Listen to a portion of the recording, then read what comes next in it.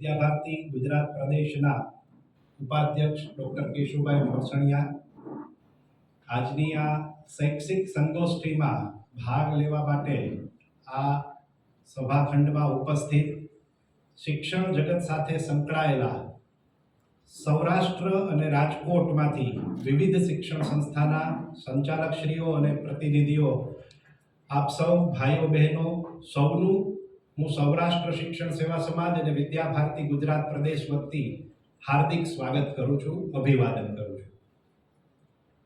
આ શિશુ મંદિરની પરંપરા મુજબ શરૂઆતમાં હું એક જય બોલાવીશ. આપણે બધા જયમાં જોડાશું. ભારત માતા કી જય. બસ આ એક જ ધ્યેય વાક્ય સાથે ભારત માતા કી જય, આ એક ધ્યેય સાથે કામ કરતા રાષ્ટ્રીય સ્વયંસેવક સંઘની વિચારધારાથી પ્રેરિત સમાજ જીવનમાં અનેક ક્ષેત્રોમાં જે કાર્યકર્તાઓ કામ કરી રહ્યા છે, એ પછી મજદૂરનું ક્ષેત્ર હોય તો ભારતીય મજદૂર સંઘના સ્વરૂપે, ધાર્મિક ક્ષેત્રમાં કામ કરવાનું હોય તો વિશ્વ હિન્દુ પરિષદના નામે, આરોગ્યના ક્ષેત્રમાં કામ કરતા હોય તો આરોગ્ય ભારતી, વિદ્યાર્થીઓના પ્રશ્નોને વાચા આપવા માટે કામ કરતું હોય એવું સંગઠન હોય તો અખિલ ભારતીય વિદ્યાર્થી પરિષદ, કે પછી શિક્ષણમાં ભારતીય મૂલ્યો, ભારતીય સંસ્કૃતિ એના જતન માટે થઈને કામ કરતું હોય એવું સંગઠન, તો એનું નામ છે વિદ્યા ભારતી. વિદ્યા ભારતી સંગઠનની શરૂઆત 1952માં મેરઠથી થઈ હતી અને એક શિશુ મંદિર વિદ્યા ભારતી દ્વારા ચાલતા વિદ્યાલયો સાધારણ રીતે સરસ્વતી શિશુ મંદિરના નામથી દેશભરમાં પ્રચલિત છે. તો એક શિશુ મંદિરથી ચાલુ થયેલી યાત્રા આજે દેશભરમાં 26,000 કરતા વધારે વિદ્યાલય, એટલે કે ભારતનો કોઈ પણ રાજ્ય અને કોઈ પણ જિલ્લો એવો નથી કે જ્યાં વિદ્યા ભારતીનું વિદ્યાલય ન હોય. 66 લાખ કરતા વધુ વિદ્યાર્થીઓ, 1,40,000 કરતા વધુ આચાર્ય દીદી ગુરુજી, કે જે પોતે એક શિક્ષક અને વેતન લઈને કામ કરવા વાળા નથી, પરંતુ શિક્ષણ દ્વારા સમાજ પરિવર્તનના કાર્યના હું પણ એક ઘટક છું એ ભાવથી કામ કરતા આચાર્ય બંધુ ભગીરથનો આવા વિશાળ ફલક પર કામ કરતું આ વિદ્યા ભારતી સંગઠન, મેં જેમ શરૂઆતમાં કીધું એમ કે વિવિધ ક્ષેત્રો જે છે બધાનો અલ્ટિમેટ ધ્યેય એક જ છે, ભારત માતા કી જય. પરંતુ શિક્ષણમાં આપણે બધા જોઈએ છીએ કે વિદેશી અથવા તો ખાસ કરીને અંગ્રેજોએ મેકોલેએ જે સ્થાપેલી હતી એ શિક્ષણ પદ્ધતિએ આપણા દેશમાં આઝાદીના આટલા વર્ષો પછી પણ જે વિકાસ થવો જોઈએ, જે પરિવર્તન આવવું જોઈએ, દેશ એક સમયે સોનાની ચકલી, સોને કી ચિડિયા કહેવાતો હતો, વિશ્વગુરુના સ્થાને હતો, એ સ્થાને આટલા વર્ષો પછી તો આવી જવો જોઈતો હતો, પણ કમનસીબે એ શૈક્ષણિક ઢાંચો એમાં આપણે કોઈ લાંબુ પરિવર્તન કરી શક્યા નહોતા.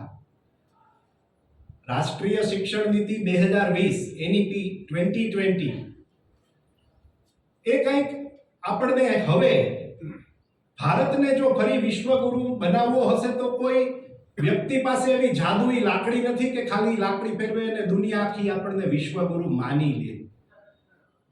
માત્ર ને માત્ર શિક્ષણ દ્વારા જ આ વસ્તુનું પરિવર્તન શક્ય છે. અને ફરી પાછું જો ભારત માતા કી જય અને ભારતને વિશ્વગુરુ બનાવવું હોય તો શિક્ષણનું માધ્યમ છે એ આ રાષ્ટ્રીય નવી શિક્ષણ નીતિ છે. એમાં ઘણા બધા મુદ્દાઓ જે છે એમાં સમાવેશ થાય છે અને વિદ્યા ભારતીના વિદ્યાલયોમાં આ વસ્તુઓ તો ઘણા વર્ષોથી જ, દાખલા તરીકે યોગ આધારિત શિક્ષણ, નૈતિક મૂલ્યોનું શિક્ષણ, વૈદિક ગણિત, આવા સમાજ ઉપયોગી ઉત્પાદન કાર્ય એટલે કે વોકેશનલ એજ્યુકેશનની જે વાત છે એ વિદ્યા ભારતીના શિશુ મંદિરોમાં તો વર્ષોથી ચાલે છે અને એટલે જ અહીંયા ભણતા વિદ્યાર્થીઓ એનો સર્વાંગી વિકાસ થાય, માત્ર પુસ્તકીય જ્ઞાન નહીં પરંતુ સર્વાંગી વિકાસ થઈ અને એ વ્યક્તિ માત્ર વ્યક્તિનું કલ્યાણ નહીં, એના કુટુંબનું કલ્યાણ નહીં, એના સમાજનું કલ્યાણ નહીં પરંતુ રાષ્ટ્ર અને રાષ્ટ્રથી પણ ઉપર વિશ્વના કલ્યાણ વાળો વિદ્યાર્થી અહીંયાથી બહાર પડે એ પ્રકારનું કામ એ વિદ્યા ભારતી 1952 થી આજ સુધી કરતા આવે છે. રાજકોટનું આ સરસ્વતી શિશુ મંદિર પણ છેલ્લા લગભગ 42 વર્ષથી આ સ્થાન ઉપર ડોક્ટર પીવી દોશી સાહેબ અને પ્રવીણ કાકા બણિયાર અને બાકીના સાથી ટ્રસ્ટીઓએ શરૂ કર્યું હતું. જે મૂલ્યોની વાત કરી એ તો વિદ્યા ભારતીના દેશભરના મૂલ્યો બધાના એક સરખા સિદ્ધાંત સાથે કામ કરે છે પરંતુ સમય સાથે પરિવર્તન, યુગાનુકૂળ વ્યવસ્થાઓ પણ ગોઠવી એ પણ વિદ્યા ભારતીમાં વિદ્યાલયોનો એક હોય છે. અને આજે આપણે આ 42 વર્ષ પહેલા આ જ સ્થાન ઉપર શરૂ થયેલું ભવન છે એમાં કાળક્રમે જરૂરિયાત ઊભી થતા 2 વર્ષ પહેલા 54,000 સ્ક્વેર ફૂટનું અને શિક્ષણ જગતમાં જે અત્યારની માંગ છે સ્માર્ટ ક્લાસથી માંડીને કોમ્પ્યુટર અને વોકેશનલ ટ્રેનિંગ માટેના પણ અલગ અલગ અભ્યાસના કક્ષો એ સંપૂર્ણ વ્યવસ્થા આ પરિસરમાં અમે લોકોએ છેલ્લા 2 વર્ષમાં ગોઠવી છે. અને આવું જ વિદ્યા ભારતી ગુજરાતમાં પણ વિદ્યા ભારતી ગુજરાતની 425 કરતા વધુ વિદ્યાલયો છે. પરંતુ જે મેં પહેલા કીધું એમ ભારત માતા કી જય અને વિશ્વગુરુના પુનઃ પ્રતિષ્ઠાન કરવા માટે થઈને કદાચ રાષ્ટ્રીય શિક્ષણ નીતિમાં પણ જે હવે પરિવર્તનો સૂચવ્યા છે અને એના આધારે નવી શિક્ષણ વ્યવસ્થા આપણે બધા ગોઠવતા જશું તો આ કોઈ વિદ્યા ભારતીનું માત્ર કામ નથી. ભારત માતા કી જય તો ભારતમાં રહેતા આપણા દરેક નાગરિકો ભારત માતા કી જયનો વિચાર કરે છે. તો વિદ્યા ભારતીએ એવો એક વિચાર કર્યો કે સમાજમાં ઘણા બધા લોકો શૈક્ષણિક સંગઠન સાથે, શૈક્ષણિક સંસ્થા સાથે જોડાયેલા છે અને એમાં પણ ઉદાત્ત ભાવથી કામ કરવા વાળા લોકો છે.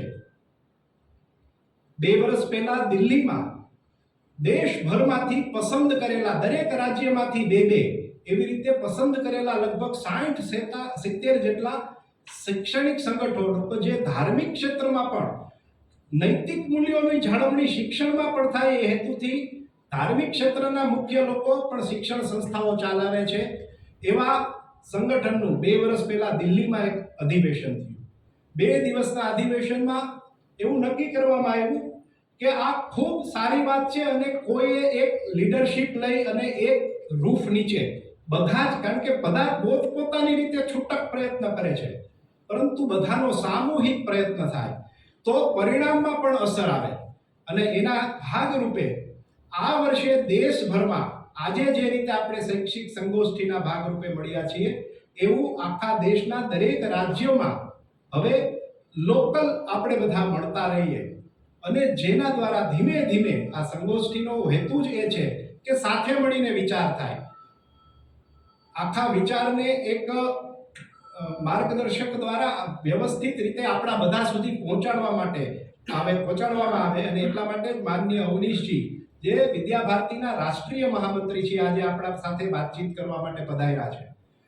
તો આપણા સૌના પ્રયત્નોથી, સહિયારા પ્રયત્નોથી શિક્ષણ દ્વારા, કારણ કે શિક્ષણ જ એકમાત્ર એવો સાધન છે કે જેના દ્વારા, અને વિદ્યા ભારતીમાં તો આ શિશુ મંદિરોમાં આ કામ બહુ સહજતાથી દેશભક્તિના પાઠ ભણાવવા માટે કંઈ વિશેષ પ્રયત્ન નથી કરતો, એ સ્વાભાવિક જ સ્વરૂપમાં થતું હોય છે. જેમ RSSની શાખામાં રમત રમતા રમતા, કબડ્ડી રમતા રમતા, દેશભક્તિના ગીતો ગાતા ગાતા ક્યારેય કાર્યકર્તા બની જાય છે એ જ પ્રકારે શિશુ મંદિરના વિદ્યાર્થી ભણતા ભણતા 12 ધોરણમાંથી જ્યારે પસાર કરીને બહાર નીકળે છે ત્યારે આપણા બધા પણ, આપ જે બધા સૌરાષ્ટ્રના ખૂણે ખૂણેથી અને રાજકોટની પણ લબ્ધ પ્રતિષ્ઠિત સંસ્થાના શિક્ષણ સંચાલકો જ્યારે આવ્યા છે તો આપણે ત્યાં પણ આવા જ વિદ્યાર્થીઓ અભ્યાસ કરે છે. પરંતુ જરૂર છે હવે એક રાષ્ટ્રીય લેવલે સાથે રહીને સમવિચારવાળા લોકો ભેગા થઈને કામ કરે એવી.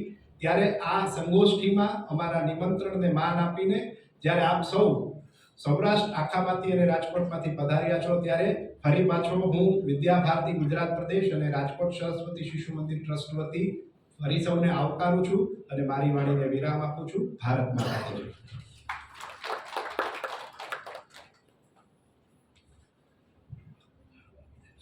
વિદ્યા ભારતી દ્વારા મધર અને મધરલેન્ડની સંસ્કૃતિનું આ વહન આગળ ધપાવીએ ત્યારે અતિથિ દેવો ભવની ભાવનાને ચરિતાર્થ કરવા માટે હું અમારા સંસ્થાના ટ્રસ્ટી માનનીય શ્રી સમીરભાઈ પંડિતને વિનંતી કરું કે તેઓ મંચસ્થ મહાનુભાવોનો પરિચય અને સ્વાગત માટે ઉપસ્થિત થાય.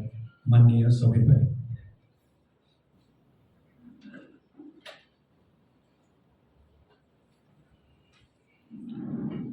નમસ્કાર. આજે સંગોષ્ઠીનું આયોજન કરવામાં આવેલું છે એ માનનીય અપૂર્વભાઈએ કીધું એ પ્રમાણે એક ખૂબ જ હેતુપૂર્વકની એક યોજનાના ભાગરૂપે આપણે સૌ ભેગા થયા છીએ. અમારા આમંત્રણને માન આપીને આપ સૌ અહીં પધાર્યા, આપનો ખૂબ ખૂબ આભાર. આજના મુખ્ય વક્તા, એમનો પરિચય આપીએ તો માનનીય શ્રી અવનીશજી ભટનાગર, કે જેઓ જાણીતા શિક્ષણવિદ છે, મૂળ આગ્રા નિવાસી છે અને વિદ્યાર્થીના પૂર્વ છાત્ર છે. તેઓ કેન્દ્ર સરકારના પ્રશિક્ષણ નિર્દેશક તરીકે સેવા નિવૃત્ત થયેલા છે અને હાલમાં પોતે 9 વર્ષથી વિદ્યા ભારતીના રાષ્ટ્રીય મહામંત્રી તરીકેની જવાબદારી નિભાવે છે. હું એમનું સ્વાગત કરવા માટે માન્ય શ્રી અનિલભાઈ કિંગરને વિનંતી કરીશ કે તેમનું સ્વાગત કરે.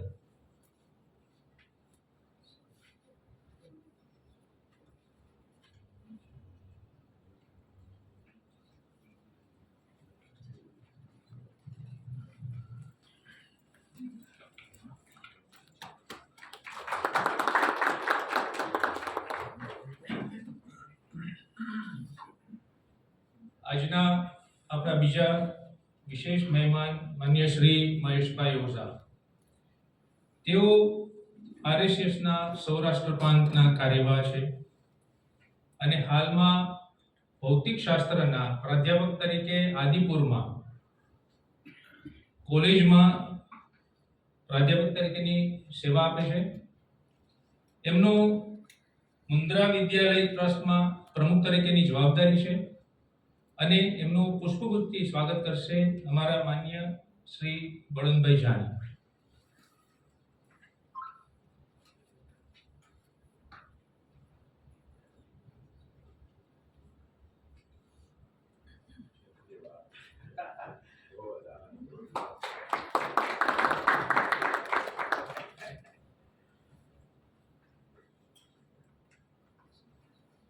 આ સાથે મંચસ્થ ઉપસ્થિત ડોક્ટર કેશુભાઈ મોરસાણીયા, જેઓ વિદ્યા ભારતીના પ્રાંત ઉપાધ્યક્ષ તરીકેની જવાબદારી નિભાવે છે.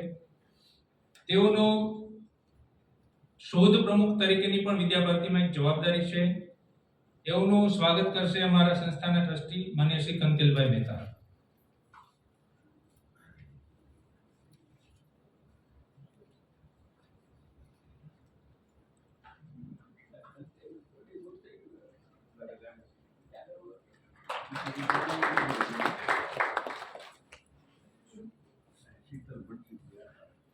આમ તો આપ સૌ જાણો છો, જે અમારા હાલમાં બેઠેલા એમને જેમને પરિચયની કોઈ જરૂરત નથી, અમારા મુખ્ય ચેરમેન સાહેબ શ્રી અપૂર્વભાઈ મણિયાર, તેઓ પણ વિદ્યા ભારતીના ગુજરાત પ્રાંતના ઉપાધ્યક્ષ તરીકેની જવાબદારી નિભાવે છે. આ સાથે કાર્યક્રમને આગળ વધારવા માટે સૌને વિનંતી. આભાર.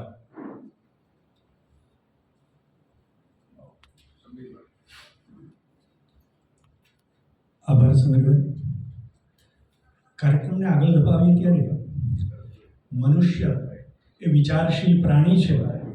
જેમ શરીરનો ખોરાક અન્ન છે, તેમનો મનનો ખોરાક સારા અને સદવિચારો છે. આપણે સૌ જાણીએ છીએ કે પ્રવર્તમાન સમયમાં ભોગવાદી વિચારધારાનું પ્રાધાન્ય વધી રહ્યું છે.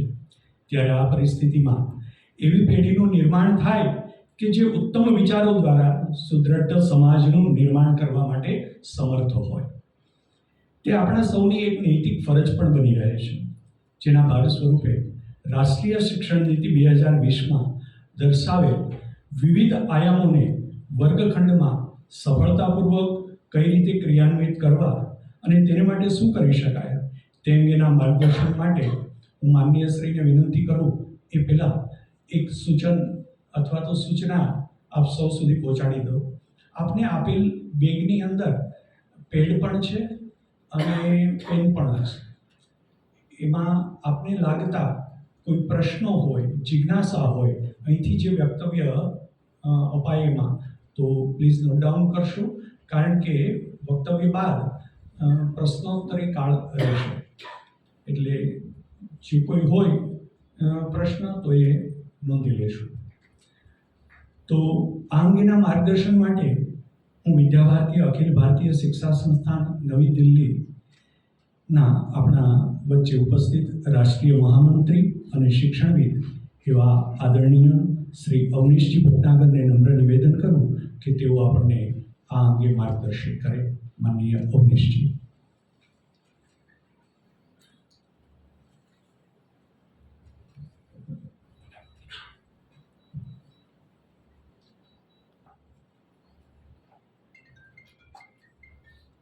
मंच पर विराजमान सम्माननीय अधिकारीगण और इस सभागार में उपस्थित बंधुओं और बहनों, सबसे पहले क्षमा याचना करता हूं कि मैं गुजराती बोल नहीं सकता. पढ़कर और सुनकर समझ लेता हूं, बोलने का अभ्यास नहीं है, और इसलिए अपनी बात हिंदी में अंग्रेजी में मिलाकर कहूँगा. लेकिन इसका अर्थ ये मत समझिएगा मैं गुजराती नहीं हूँ. गुजरात में भट्ट होते हैं, गुजरात में नागर होते हैं, मैं भटनागर हूँ, डबल गुजराती हूँ. बस गुजराती बोलने का अभ्यास नहीं है. कुछ 28-30 महीने गुजरात में पोस्टिंग थी, उसके कारण से सुनकर और पढ़कर गुजराती समझने का अभ्यास हुआ, परंतु ऐसा बोलने का अभ्यास जो थोड़ा बहुत हुआ भी था उस समय में, वो भी 20 वर्ष में समाप्त हो गया.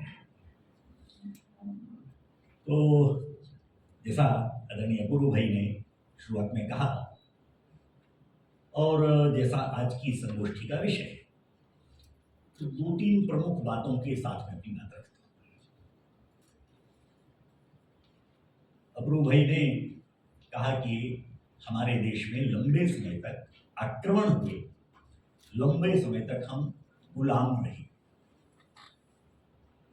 ये जो आक्रमण का इतिहास की भाषा में कहें तो हम लोग ईसा के पहले, ईसा के बाद, आजकल उसको जरा BC की जगह BCE कहा जाने लगा, कॉमन एरा, क्रिश्चियन एरा कहते हैं.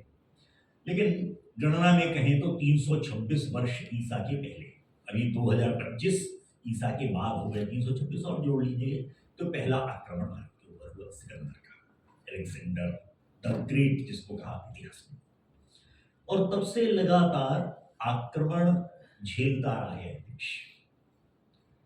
किसी देश पर आक्रमण, मैं किसी महाशक्ति की बात नहीं कर रहा, सामान्य चोर झोपड़ी में चोरी करना चाहेगा या महल में? स्वयं विचार कीजिए. मैं किसी को चोर नहीं कह रहा, लेकिन प्रवृत्ति के कारण से कहता हूं. चोर भी जो शायद बहुत पढ़ा लिखा, बहुत समझदार नहीं होगा, लेकिन उसको मालूम है कि झोपड़ी में चोरी करने से कुछ मिलेगा नहीं, रिस्क तो उतनी पकड़े जाने पर उतनी ही मार पड़ेगी, उतनी ही सजा होगी. इसलिए वो अगर कोशिश करेगा तो किसी उद्योगपति, किसी उद्योजक, किसी व्यवसायी, किसी बड़े आदमी के बंगले में चोरी करेगा, महल में चोरी करेगा. जो हजारों किलोमीटर से आक्रमण करने आ रहे थे वो इसलिए नहीं आ रहे थे कि उनके यहां से, वो मैसेडोनिया से लेकर, अलेक्जेंड्रिया से लेकर, और उसके बाद कितने आक्रमणकारी जो आए, उनको रास्ते में कोई दूसरा देश नहीं मिलता था क्या? यहां तक पहुंचे, विश्व विजय की इच्छा लेकर जो निकले थे वो विश्व विजय करने भी निकले तो भारत पर आक्रमण करने पहुंचे, क्योंकि उन्हें मालूम था कि भारत को यदि हमने कब्जा कर लिया तो विश्व विजय हो गई, ऐसा मान लेना चाहिए. हमारा वह समृद्धि देखकर, कैसा है ये देश, इसको देखकर उन्होंने सदैव से इस देश पर आक्रमण करना, लूटपाट करना, ये प्रयास किया. कुछ आए, कुछ समय के लिए उन्होंने इस देश के कुछ भाग पर कब्जा भी कर लिया, अपना राज्य स्थापित कर लिया होगा, परंतु अंततः लंबे समय तक वह नहीं टिक पाए. या तो इस देश के हमारे शौर्यवान पूर्वजों ने उनको वापस भगा दिया, अथवा धीरे धीरे करके वे इसी धरा में, इसी हमारे समाज में ही समा गए। शक, हूण, कुषाण, मंगोल, डच, उसके पहले वाले कालखंड में कहें तो कितने तुगलक, खिलजी, ऐबक, दुनिया के नाम हम सुनते हैं, पढ़ते हैं इतिहास में। उनमें से आज अपना परिचय इस नाते से कराने वाला पूरे देश में नहीं मिलता कोई भी व्यक्ति जो ये कहता हो कि मेरे पूर्वज हूण थे, मेरे पूर्वज शक थे, मेरे पूर्वज कुषाण थे, मेरे पूर्वज मंगोल थे। वे आए और इस देश में ही समा गए, इस देश की मुख्य धारा में समा गए। आज की अलग कोई पहचान नहीं। कुछ लोग आए जिन्होंने कुछ समय तक इस नाते से भी इस देश पर कब्जा करके रखा। इस देश पर कब्जा करने से हम लंबे समय तक शोषण कर सकते हैं, परंतु वह आक्रमण भी बहुत समय तक टिका नहीं। अब आप सोचिए, 1600 में ईस्ट इंडिया कंपनी इस देश में जब आई, उस समय तक हमको 1600 और 326 पहले के, यानी करीब करीब इतना लंबा समय हमको आक्रमण झेलते हुए और थोड़े थोड़े समय के अनेक वर्षों के शासन झेलते हुए निकल चुका। विचार करने वाली बात यह है कि इस देश के विचार करने की पद्धति, इस देश में सोचने का तरीका, इस देश का जीवन व्यवहार, इस देश की संस्कृति, इस देश के जो जीवन जीने का तरीका था उसमें परिवर्तन नहीं आया। आक्रमण होते थे, युद्ध होते थे, सेनाएं लड़ती थी, राजा जीतते थे, हारते थे, परंतु सामान्य व्यक्ति को परेशानी नहीं। ये इतने वर्षों तक चलने के बाद हमको बताया जाता है, इतिहास में पढ़ाया जाता है, अंग्रेज इस देश में ईस्ट इंडिया कंपनी के रूप में व्यापार करने आए थे। ठीक है, वो तो कुछ वर्षों तक व्यापार करने के बाद उनको लगा कि अगर इस देश पर राजनीतिक सत्ता भी हमारे हाथ में आ जाए तो व्यापार करना और सरल हो जाएगा, और ज्यादा कमाई की जा सकती है, और इसलिए उन्होंने इस देश में धीरे धीरे राजनीतिक सत्ता की स्थापना। हम सुनते हैं, अपने यहाँ कार्यक्रम बनाते हैं, उसको बताते हैं बच्चों को, हमारा देश 15 अगस्त 1947 को स्वतंत्र हुआ, अंग्रेजों की दासता से हम मुक्त हुए। तो जरा सोचिए, अगर हम किसी महापुरुष के बारे में बताते हैं, महात्मा गांधी का जन्म कब हुआ था तो आप जन्म तिथि बताते हैं, और महात्मा गांधी का जीवन पूरा कब हुआ तो पुण्य तिथि बताते हैं। तो प्रत्येक घटना के प्रारंभ होने और अंत होने की एक तिथियां होती हैं। तो यदि हम कहते हैं कि 15 अगस्त 1947 को भारत स्वाधीन हुआ, तो भारत पराधीन कौन सी तारीख को हुआ था? ऐसी तारीख पूरे इतिहास में हम पढ़ते या पढ़ाते हैं क्या? ऐसी कौन सी तारीख थी जब इस तारीख को भारत पराधीन हुआ था? इतिहास में कहीं वर्णन नहीं आता, क्योंकि एक दिन की घटना नहीं थी। भारत की पराधीनता वास्तव में तो कभी भी नहीं हुई। पूरा भारत, संपूर्ण भारत कभी भी दास नहीं रहा और किसी भी कालखंड में नहीं रहा, परंतु जो परिवर्तन आया वो लंबे समय के बाद अंग्रेजों द्वारा लाई गई पद्धति के कारण हुआ। पूर्व भाई ने नाम लिया मैकॉले की शिक्षा पद्धति। नाम लेने अथवा उसको बुरा कहने से कोई लाभ नहीं। मैकॉले नाम का, टीबी मैकॉले नाम का एक अंग्रेज अधिकारी आया था और उसका काम बताकर उसको भेजा गया था कि इस देश में लंबे समय तक उनका शासन रहना चाहिए स्थापित।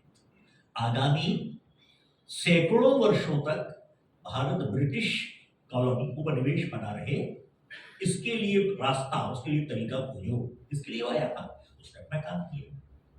इस देश में घूमने के बाद, जिसको मैकॉले मिनट्स कहा जाता है, 1835 में ब्रिटिश पार्लियामेंट के सामने उसने जो स्टेटमेंट दिया, वो हम सब लोगों की चर्चा का बार बार विषय बनता है। उसने कहा कि मैं इस देश में घूमकर देखा है, मैंने इस देश के नैतिक मानदंड बहुत उच्च हैं, और इस देश को अगर हमें पूरी तरह से अपने नियंत्रण में लाना है तो हमको इस देश की शिक्षा की पद्धति को बदलना होगा।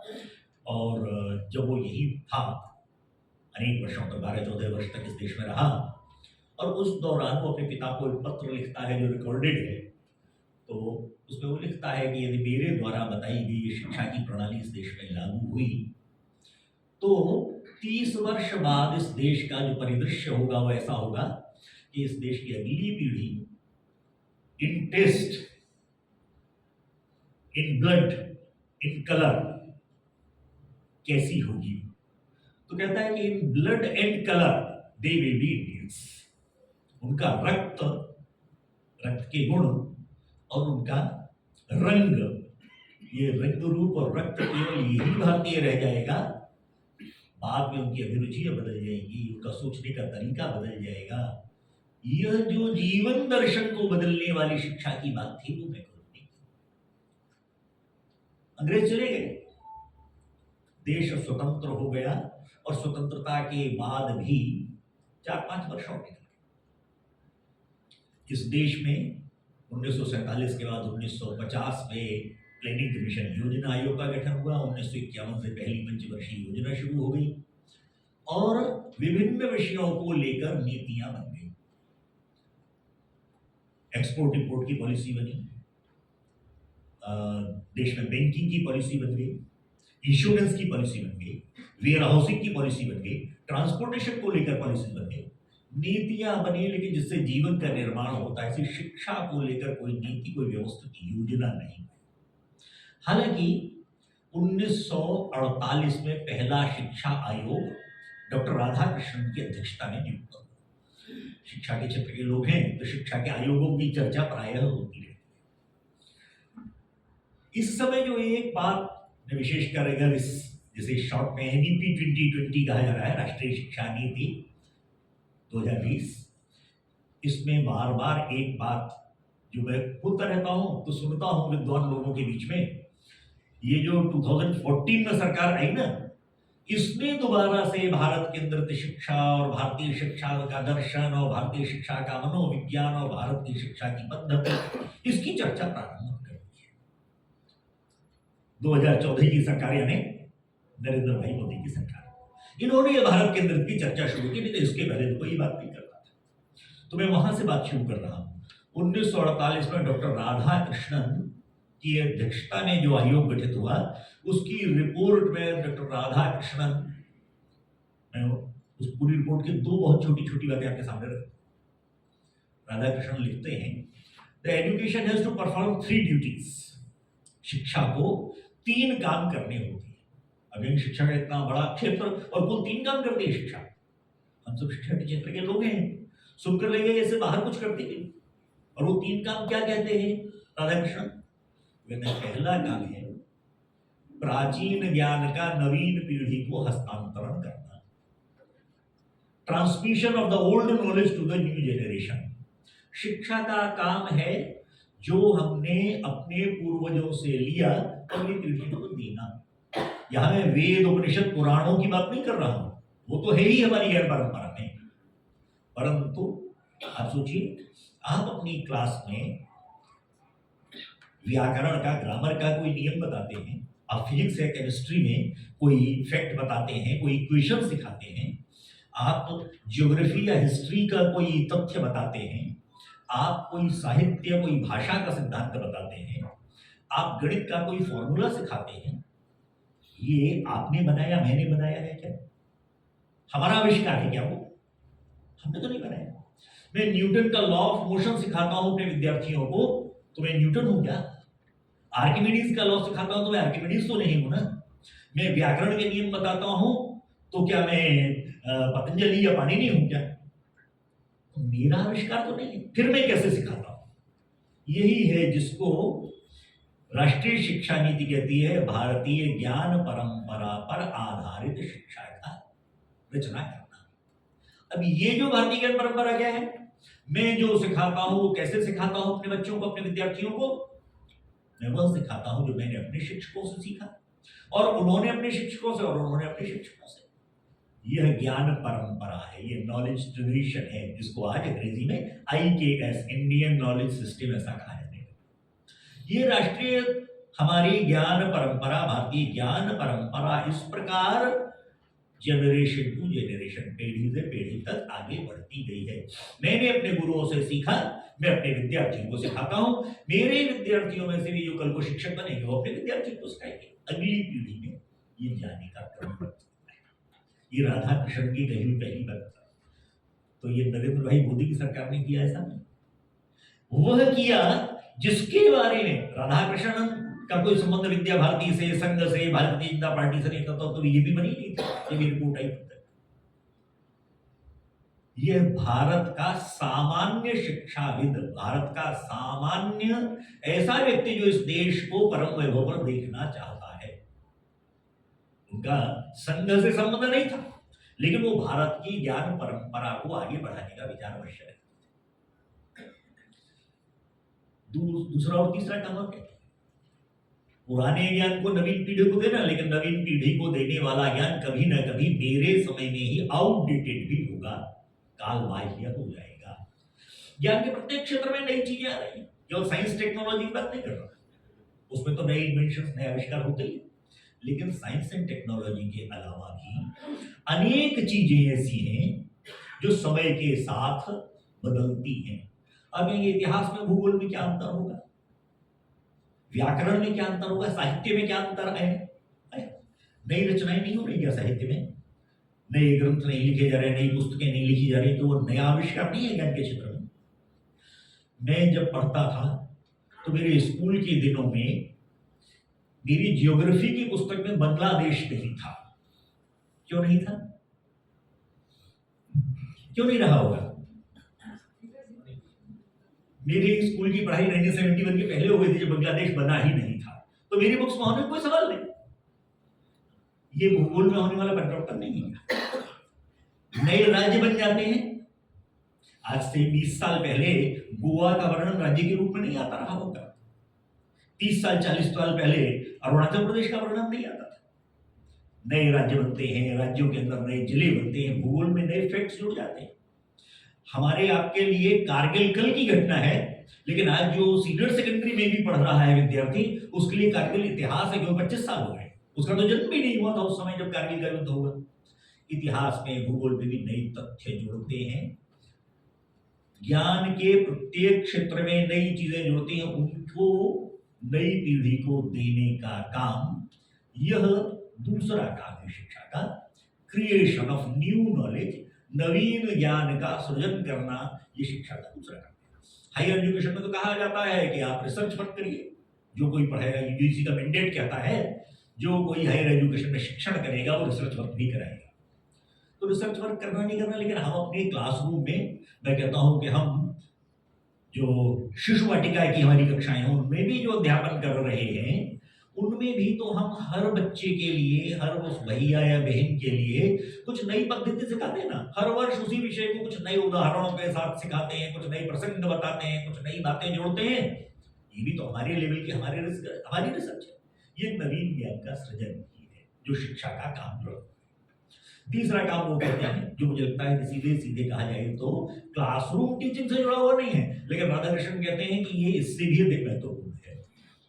तीसरा काम है to equip the new generation for the challenges of life. जीवन की चुनौतियों का सामना करने के लिए नई पीढ़ी को तैयार करना, एक तीसरा बड़ा काम है शिक्षा। इसके बिना शिक्षा का काम पूरा नहीं होता। हमने यदि विद्यार्थी को ऐसा बना दिया कि वो अपने जीवन की चुनौतियों का सामना करने के योग्य नहीं है, फिर बाकी उसने मार्क्स कितने लाए, डिवीजन कौन सी लाई, ग्रेड क्या लाया, कितनी बड़ी डिग्री ली, इसका कोई अर्थ नहीं। शिक्षा के क्षेत्र में कहते हैं निगेटिव एग्जांपल्स नहीं देना चाहिए, लेकिन क्षमा करें, मैं निगेटिव एग्जांपल बोल रहा हूं। कोटा में देश भर के बच्चे जाते हैं नीट की तैयारी करने, इंजीनियरिंग की तैयारी करने, और औसतन एवरी वीक, प्रति सप्ताह 1-2 बच्चों के आत्मघात करने का समाचार मिलता है। क्यों? परिवार का प्रेशर है, टीचर्स का प्रेशर है, पीयर प्रेशर है, अपने सहपाठियों का प्रेशर है, उसका सामना नहीं कर सकते, लौटकर घर भी नहीं जा सकते, माता पिता का इतना प्रेशर है।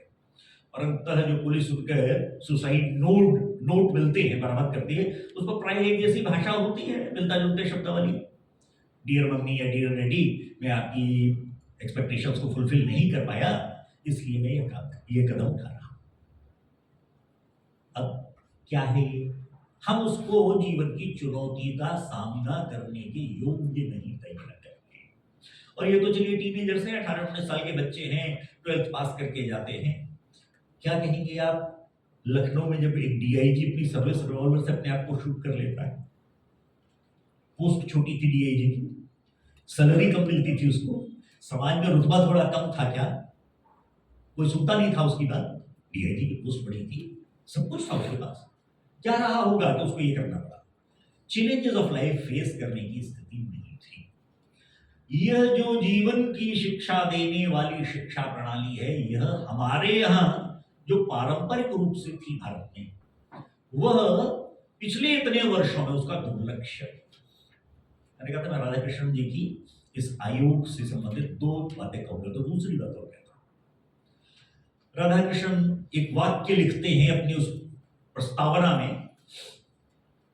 Knowledge is universal. अंग्रेजी में रिपोर्ट इसलिए मैं उनके वाक्य और उनका फिर हिंदी में अनुवाद दोनों बोल रहा हूं।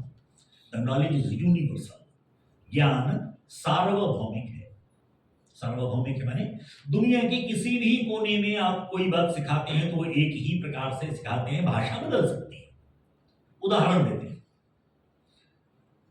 If you are teaching a high school student, in his chemistry class you will teach him the composition of water as H2O। High school में केमिस्ट्री की क्लास में आप विद्यार्थी को पानी इसका कंपोजिशन बताते हैं। केमिकल कंपोजिशन तो क्या है? हाइड्रोजन का 2 अंश, ऑक्सीजन का 1 अंश मिलता है तो पानी बनता है। ऑक्सीजन हाइड्रोजन अंग्रेजी के शब्द हैं, हम अंग्रेजी शब्द उपयोग करते हैं। हो सकता है जर्मन में, फ्रेंच में, स्पेनिश में ऑक्सीजन को हाइड्रोजन कुछ और कहा जाता हो, मालूम नहीं। लेकिन क्या यह संभव है कि किसी भी देश में, किसी भी दुनिया के हिस्से में कोई शिक्षक अपने विद्यार्थियों को ये बताता हो कि कोई भी 2 गैस मिला दो पानी बनता है? हीलियम और कार्बन मोनोऑक्साइड मिला दो बन जाएगा पानी। 2:1 का रेशियो की जरूरत नहीं, कैसे भी मिला दो बन जाएगा पानी, नहीं होता। This is scientific fact. यह वह वैज्ञानिक तथ्य है जो दुनिया के किसी भी कोने में, आप राजकोट में, आप चेन्नई में, शिमला में, दिल्ली में, अफ्रीका या यूरोप के किसी देश में बताएंगे, भाषा बदल सकती है लेकिन H2O नहीं बदल सकता। लेकिन अभी करीब करीब 66 करोड़ लोग इस देश के एक स्थान पर इकट्ठे हुए थे 50 दिन के अंदर। सबने उसी एक 44 वर्ग किलोमीटर के एरिया में स्नान किया होगा। किस किसने घर में, आप में से बहुत लोग गए होंगे, किसने किसने घर लौट कर बताया कल मैंने H2O में खूब स्नान किया। हरिद्वार में जाकर हर की पेड़ी पर गंगा आरती में सम्मिलित होते हैं, कौन आकर बताता आज मैंने H2O की आरती की? तब मेरे मन में विचार भी नहीं आता कि ये H2O है जिसमें मैं स्नान कर रहा हूं, जिसमें आचमन कर रहा हूं, जिसकी आरती कर रहा हूं। क्यों H2O नहीं? उसका कंपोजिशन कुछ और है क्या? वो भी H2O है, लेकिन H2O हमारे ध्यान में भी नहीं आता। राधाकृष्ण वाक्य पूरा करते हैं, the knowledge is universal but the education is always national. ज्ञान सार्वभौमिक होता है परंतु शिक्षा सदैव राष्ट्रीय होती है। राष्ट्रीय होने का अर्थ है उस राष्ट्र के विचार के अनुरूप, उस राष्ट्र की आवश्यकताओं के अनुरूप, उस राष्ट्र की संस्कृति, उस राष्ट्र की परंपराएं, रीति रिवाज, जीवन दर्शन, जीवन की पद्धति, इनके अनुरूप जो शिक्षा होती है वही शिक्षा उस देश के लिए उपयोगी शिक्षा, उपयुक्त शिक्षा होती है, ऐसा राधाकृष्ण कहते हैं। 1948 में राधाकृष्ण कमीशन के बाद 1952 में मुदलियार कमीशन आया और 1964 में तीसरा शिक्षा आयोग आया डॉक्टर DS कोठारी की अध्यक्षता। डॉक्टर दौलत सिंह कोठारी उस समय UGC यूनिवर्सिटी ग्रांट्स कमीशन के चेयरमैन थे, उन्हीं की अध्यक्षता में तीसरा आयोग गठित किया गया। क्योंकि डॉक्टर राधाकृष्णन ने हायर एजुकेशन पर अधिक काम किया था, मुदलियार कमीशन बनाया इसलिए गया था कि सेकेंडरी एजुकेशन पर काम करना है, लेकिन तब तक बहुत सारा परिवर्तन हो गया था और 1964 में डॉक्टर DS कोठारी की अध्यक्षता में जो आयोग का गठन हुआ, उस शिक्षा आयोग ने सारे विभागों, सारे एरिया, शिक्षा का जो भी कुछ है, वो टेक्निकल एजुकेशन, वो मेडिकल एजुकेशन, वो अन्य क्षेत्र, सबके बारे में विचार करके अपनी रिपोर्ट दी। डॉक्टर राधाकृष्णन उदयपुर राजस्थान के रहने वाले थे। वहां के लोगों को लगा कि इतना विद्वान आदमी UGC का चेयरमैन, शिक्षा आयोग का चेयरमैन हमारे जिले का रहने वाला है, तो उनका एक नागरिक अभिनंदन का कार्यक्रम किया और डॉक्टर कोठारी से एक प्रश्न उस कार्यक्रम में पूछा गया। वो उपयुक्त प्रश्न था, शिक्षा आयोग के चेयरमैन से पूछी जाने योग्य प्रश्न था। मुझे प्रश्न पूछा गया, what is the basic problem of education in India? Bharat में शिक्षा की मूलभूत समस्या क्या है?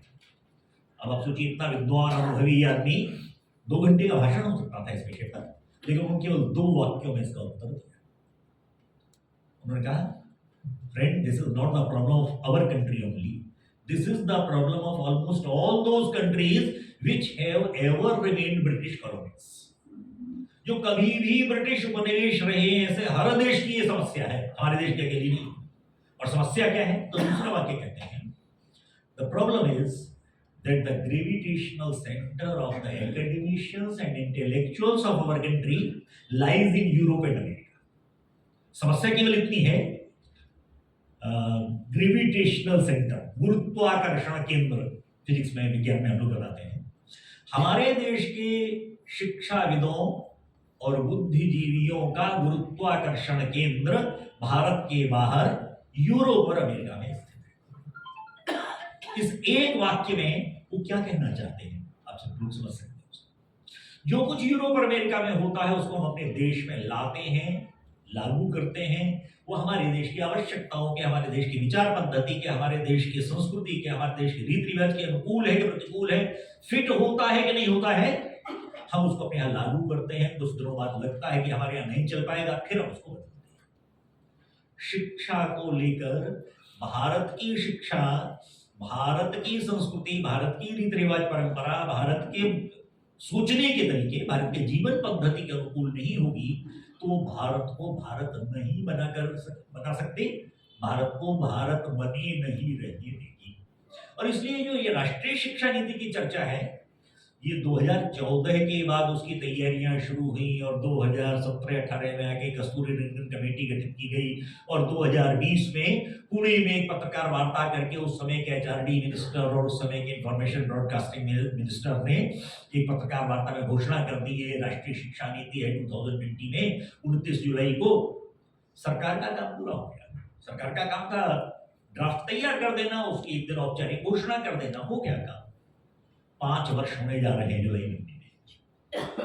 यह राष्ट्रीय शिक्षा नीति क्रियान्वयन के धरातल पर तब आती है जबकि वह विद्यालय, महाविद्यालय में पहुंचती है। कृषि के बारे में कोई नीति बनाई जाए और किसान तक ना पहुंचे, खेत तक ना पहुंचे, तो उस नीति का कोई उपयोग नहीं है। शिक्षा के बारे में आप नीति बना रहे हैं तो शिक्षा नीति की सफलता तो तभी है ना जब वह वर्गखंड तक, क्लासरूम तक पहुंच जाए। और इसलिए उसे क्लासरूम तक, प्रत्येक व्यक्ति तक पहुंचाने की जिम्मेदारी यह हम सब लोगों की है। व्याकरण में हम लोग हिंदी में, गुजराती में क्या बोलते हैं मुझको याद नहीं है, भाववाचक संज्ञा, एब्स्ट्रैक्ट नाउन ऐसा अंग्रेजी में बताते हैं, जिसको हम छू नहीं सकते, देख नहीं सकते, हम केवल उसको अनुभव कर सकते हैं। शिक्षा भी, एजुकेशन भी एब्स्ट्रैक्ट है, दिखाई नहीं देती। किस चीज को हम शिक्षा कहते हैं?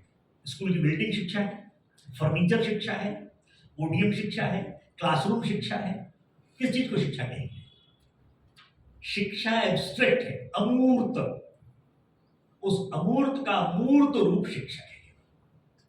शिक्षा नीति तभी सफल हो सकती, तभी क्रियान्वित, इंप्लीमेंट हो सकती है जब शिक्षक को यह मालूम हो कि इस नई शिक्षा नीति के अनुरूप मुझे क्या नया करना है।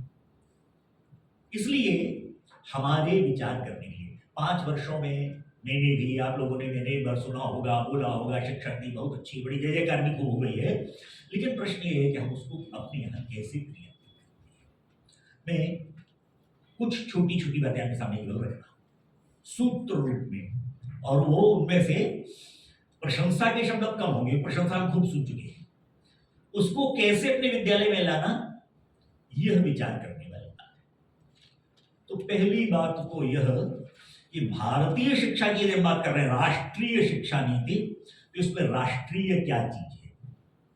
यह राष्ट्रीयता या भारतीय, दोनों एक ही शब्द है, दोनों एक ही अर्थ के शब्द हैं।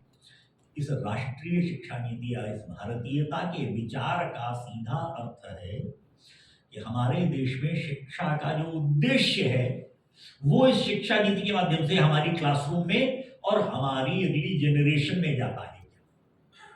तो पहली बात, थोड़ा सा विषय यहाँ से मैं कठिन शिक्षा का सिद्धांत जब मैं बीएड कर रहा था तो बताया गया था, फ्रॉम नोन टू अननोन सिखाइए बच्चे को, है ना? जो पहले से जानता है, A for apple, B for bat, C for cat, D for dog क्यों बताते हैं?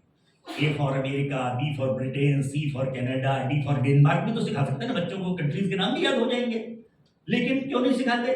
कि वो एप्पल, कैट, डॉग जानता है, वो अमेरिका और ब्रिटेन और कनाडा नहीं जानता है। इसलिए फ्रॉम नोन टू अननोन। और दूसरा फ्रॉम इजी टू टफ, सरल से कठिन की वजह। तो मैं थोड़ा कठिन कर रहा हूं विषय। भारत की शिक्षा या भारत केंद्रित शिक्षा की बात करें तो भारत में शिक्षा का उद्देश्य क्या कहा गया है? भारत की शिक्षा का उद्देश्य, हम लोग इतने वर्षों से सुनते आए, रोजगार परक शिक्षा होनी चाहिए, एम्प्लॉयमेंट ओरिएंटेड एजुकेशन, व्यक्ति अपनी रोजी रोटी कमाने के योग्य हो जाए। ठीक है, हमारे यहां भी कुछ कहा नहीं गया। विद्या अर्थ करी, यशः सुख करी, महाभारत में विदुर कहते हैं। अर्थ भी मिलना चाहिए विद्या से, पैसा मिलना चाहिए, कमाना चाहिए, यश मिलना चाहिए, सुख मिलना चाहिए। अर्थ करी, यशः सुख करी, ऐसा हमारे यहां कहा गया, कोई आपत्तिजनक बात नहीं। परंतु क्या केवल अर्थ करी होगी? क्या केवल यश दिलाने वाली, सुख दिलाने वाली ही होनी चाहिए? तो हमारे यहाँ शिक्षा के जो आधार बताए गए उसको 3 श्रेणियों में, मैं ऊपर से नीचे की ओर बढ़ता हूं। सबसे ऊपर का आधार कहा गया, शिक्षा का उद्देश्य है विश्व का कल्याण। आदरणीय गुरु भाई ने कहा, केवल अपना नहीं, अपने परिवार का नहीं, अपने समाज का, अपने देश का नहीं, संपूर्ण मानवता का विचार करना, ये विश्व का कल्याण है। मंदिर में आरती होती है और उसके बाद जो जयकारा लगाया जाता है उसमें वो बहुत विद्वान, बड़े ज्ञानी कोई नहीं होते, लेकिन जब बोला जाता है तो सामान्य ग्रामीण व्यक्ति भी बोलता है सारे जयकारे के बीच में, विश्व का कल्याण हो। और विश्व का कल्याण हो के पहले कहता है प्राणियों में सद्भावना। विश्व के कल्याण का आधार ये, विश्व का कल्याण यह ज्ञान, शिक्षा क्योंकि ज्ञान का माध्यम है, इसलिए इस ज्ञान को प्राप्त क्यों करना? तो ज्ञानार्जन का उद्देश्य हमारे यहां कहा गया, अंतिम लक्ष्य है कि उससे विश्व का कल्याण होना चाहिए। और विश्व के कल्याण की पहली शर्त, पूर्व शर्त है, प्राणियों में सद्भावना हो।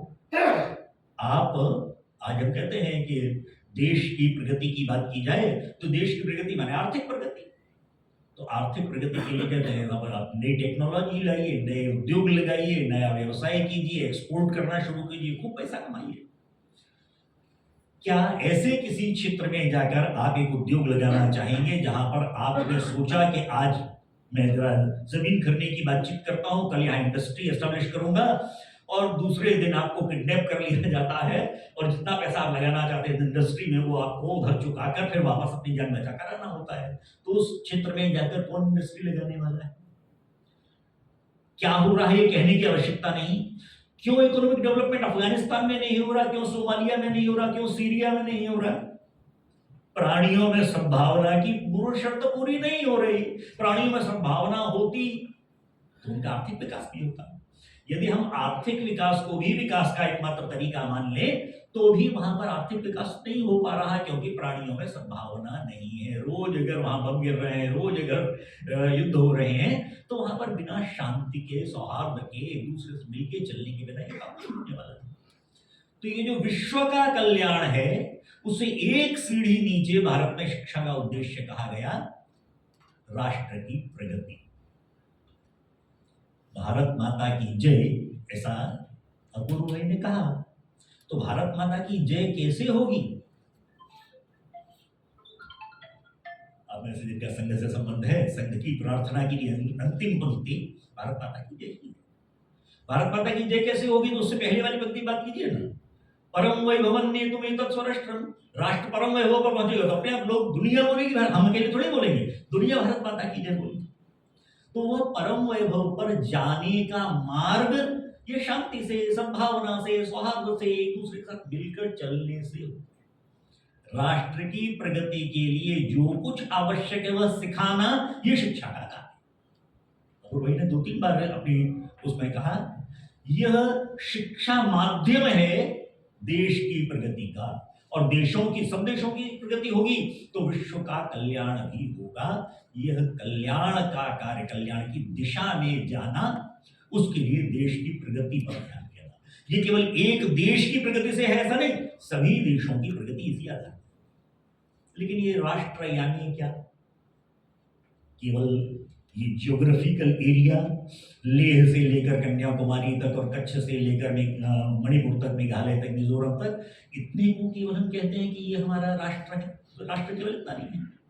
इस राष्ट्र में रहने वाले, इस धरती को अपना माता मानने वाला जो समूह है, उनसे मिलकर राष्ट्र बनता है।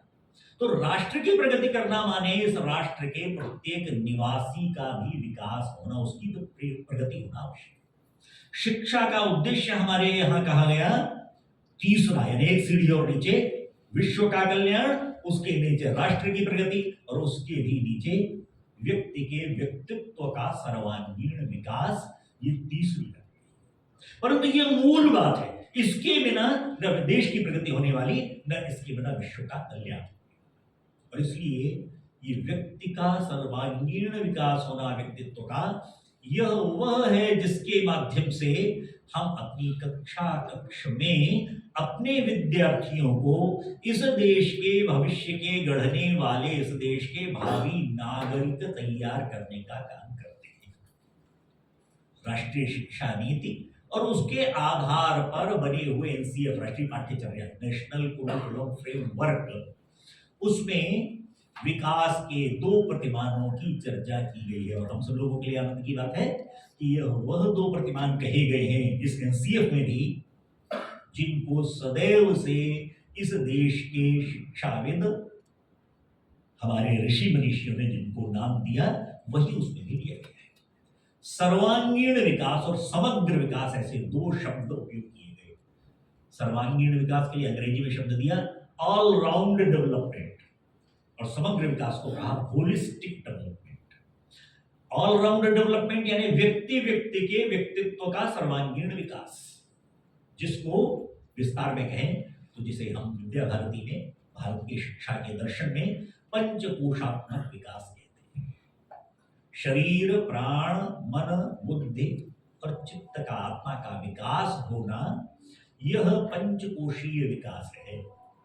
उपनिषद ने उसके लिए शब्द दिए, अन्नमय कोश, प्राणमय कोश, मनोमय कोश, विज्ञानमय कोश और आनंदमय कोश। अब ये अपने आप में पूरा विषय है, मैं उसकी चर्चा यहाँ व्याख्या नहीं शुरू करूंगा। कुल मिलाकर कैसा विद्यार्थी तैयार करना जीवन के लिए, तो उसके लिए कहा गया उसका शरीर सबल हो।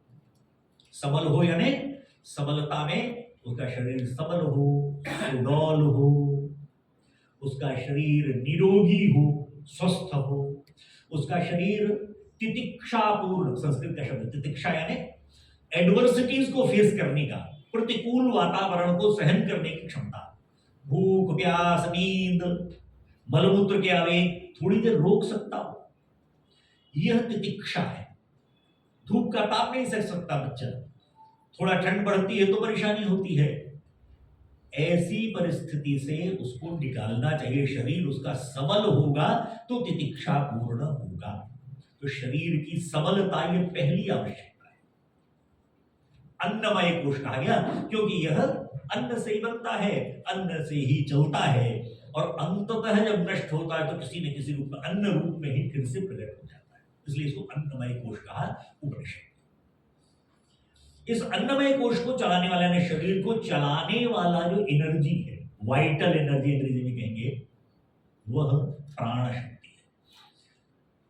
सीएफएल से, ट्यूबलाइट से रोशनी आ रही है, पंखा, एसी हवा दे रहे हैं, माइक से आवाज एम्पलीफाई हो रही है, करंट चला जाए, माइक अपनी जगह, ट्यूबलाइट अपनी जगह, एसी, पंखा सब अपनी जगह, काम नहीं करेंगे। क्यों? क्योंकि इनको चलाने वाली जो एनर्जी है, ऊर्जा, करंट नहीं है, इलेक्ट्रिसिटी नहीं होगी, ये उपकरण अपनी जगह होंगे। व्यक्ति का शरीर रहता है, परंतु यदि प्राण निकल जाते हैं तो आंखें होती हैं, दिखता नहीं, कान होते हैं, सुनता नहीं कोई आवाज, पैर होते हैं, उठ के खड़ा नहीं होता, चलता नहीं, हाथों से कोई काम नहीं करता। शरीर के अंग भी काम तब करते हैं जब उनके अंदर प्राण की शक्ति या वाइटल एनर्जी रहती है। इस प्राण शक्ति का विकास है। यह केवल जीवन और मृत्यु से जुड़ा हुआ विषय नहीं है। अंततः व्यक्ति जीवित है तो कई बार आपने सुना होगा किसी व्यक्ति को पैरालिसिस हो गया है। पैरालिसिस क्या है? शरीर के एक अंग में उसकी प्राण शक्ति अब नहीं है, इसलिए शरीर का वो अंग ठीक से काम नहीं कर रहा है। आप उससे कुछ पकड़ नहीं सकते। हाथ में अगर पैरालिसिस है तो व्यक्ति उससे पकड़ नहीं सकता, पैर में पैरालिसिस चल नहीं सकता। यह पैरालिसिस क्या है? प्राण शक्ति किसी अंग से समाप्त हो जाना, ये प्राण शक्ति का अभाव है। और ये केवल जीवन मृत्यु या पैरालिसिस का भी विषय नहीं है। आपने देखा होगा कोई व्यक्ति अपने को जब भी मिलते हैं तो आप देखते बड़े थके हुए, निराश, हताश, परेशान, उदास, चिंतामग्न। आपको किसी शादी विवाह के कार्यक्रम में भी मिल जाएंगे तो लगेगा शोक सभा में आए हुए हैं, बड़े कष्ट में हैं ये। क्यों? क्या कठिनाई हो? उनकी परेशानी केवल इतनी है कि उनका प्राण शक्ति कमजोर है।